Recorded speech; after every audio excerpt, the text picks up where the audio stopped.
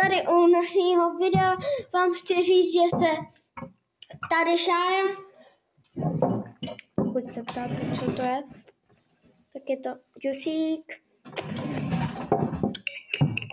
mrkev, jabko a jahoda. A já vám chci říct, oznámit, že to video se prostě nenačetlo. Vy si říkáte, kde je to video? Natáčeli jsme ho na Nikimho kanále, ale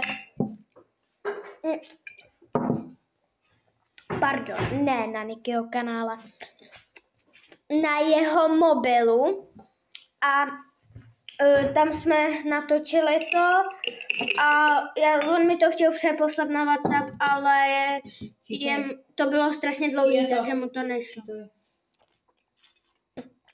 No a lidi, tak bye bye. Možná to 24 hodin natočíme. Uvidíme, jestli nám to půjde.